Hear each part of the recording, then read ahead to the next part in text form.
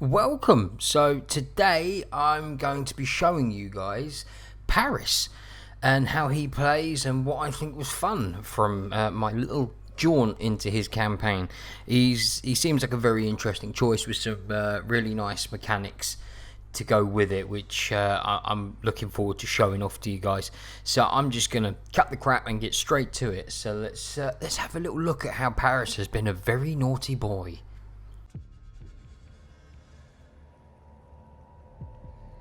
Are we mere playthings of the gods?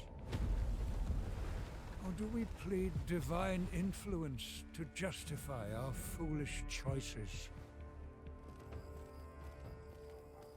He's taken her! He's taken my wife!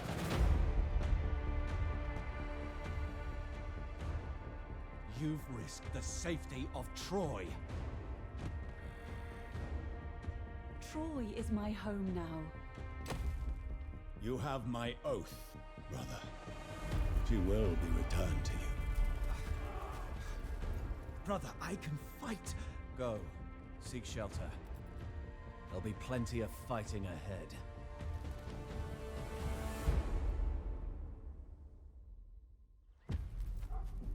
The wrath of Achaea will descend upon Troy. Paris acted in love, but he has incited war. Whether the walls of Ilios will endure, only the gods can tell. Ah, magnificent Paris. Menelaus of Sparta is devoured by rage after you eloped with his wife, Helen. Paris of Troy must pay! War will surely follow. As you sail homewards with Helen, away from the turbulent clouds gathering in the west, you consider the reaction of your brother, Hector. Brother, your foolish passion has doomed us. You rule over Troad from your mighty citadel, where fair Helen can gaze out over the wine-dark sea. The rich eastern lands are beyond the reach of the Achaeans. Your brother Hector guards Troy's approaches. On the southern coast of Troad, an Aeolian king has secured a foothold on Trojan soil and now awaits Achaean reinforcements. This dangerous invader ravages the land from his base on Lesbos. In the north, the Pelasgian stronghold could be a useful ally. On the nearby western islands, your god-touched brother Troilos protects the coast in the name of your father, King Priam. Your kinsman Aeneas holds the Hellespont for Troy. Fear not, noble cousins. I stand with you. Hold on to your love for your father, your family, and your wife. Draw on that strength to repel the enemies of Troy.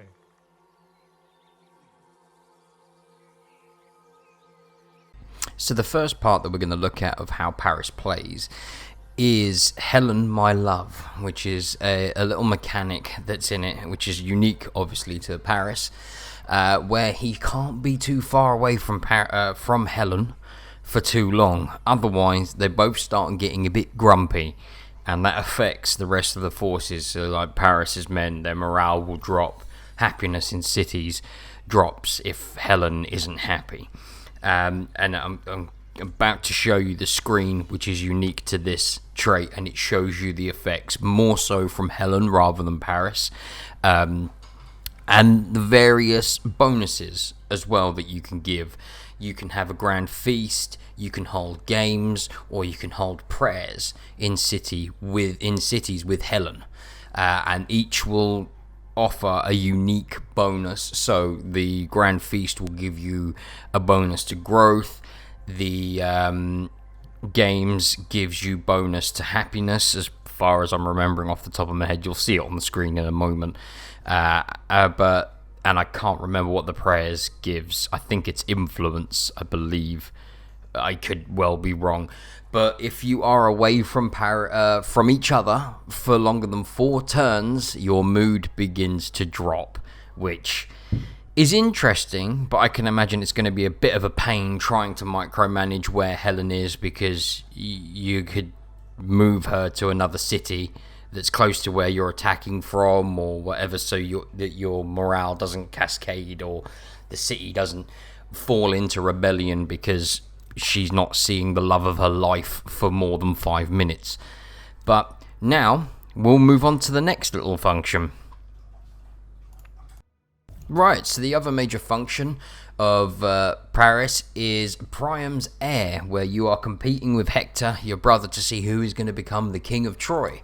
Basically, you get a bit of a rating system throughout the game, where if you complete certain things, then you go up in your father's favour. He will offer you missions himself as well, so build a certain shrine or build a certain building, go to war with a certain person, and basically the objective of that is hit the top of that little pillar thing faster than Hector, or faster than Paris if you're playing as Hector, because it'll have the same mechanic in it as well.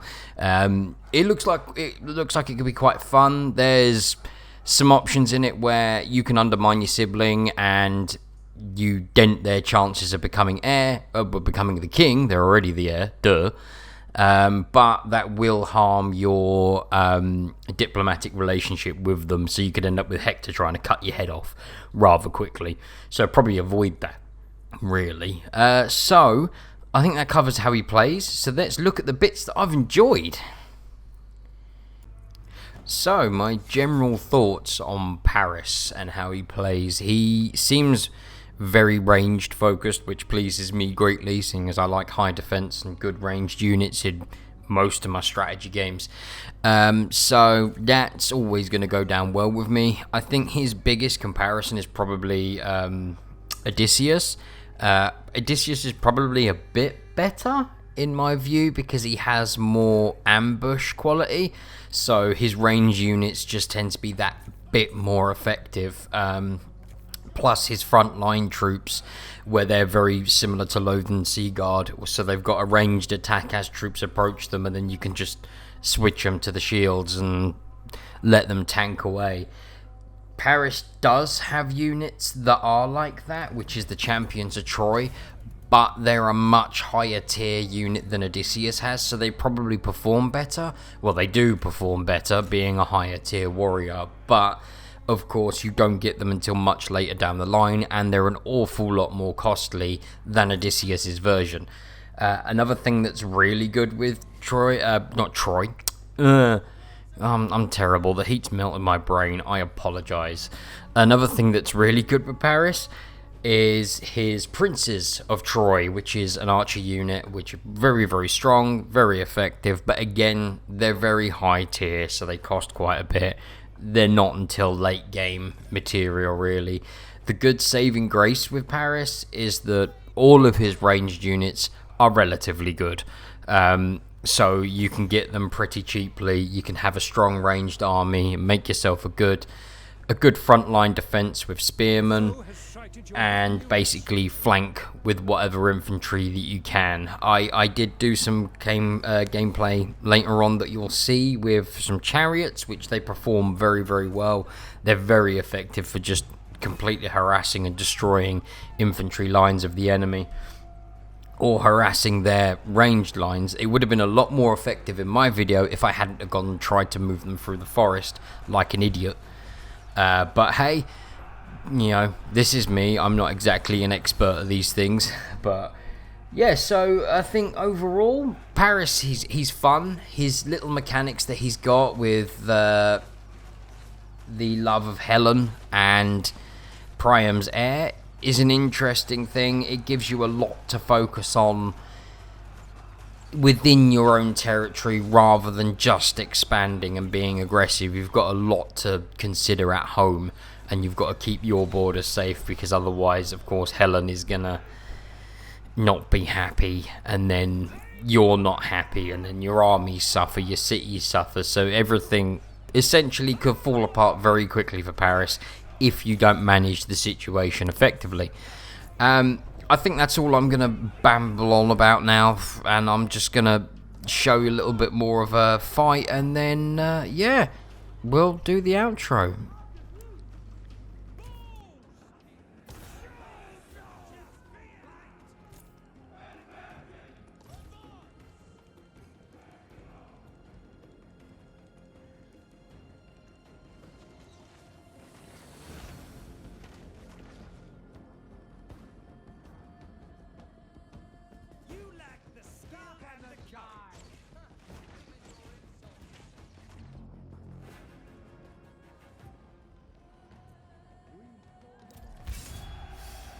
Right, so that's all the footage we'll look at for Paris for the moment.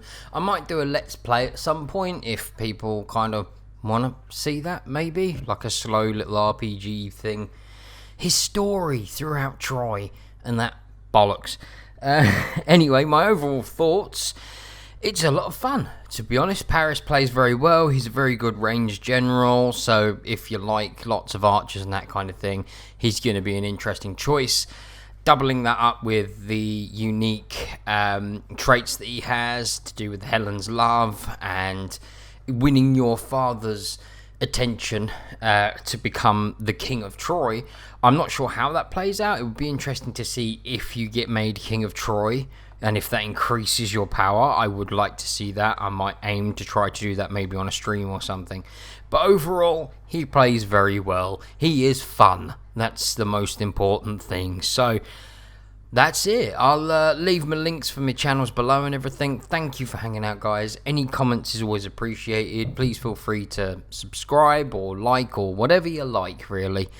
I will be back very soon with another What's Fun video on someone else. If you've got a suggestion of who, please let me know below. And I will catch you next time.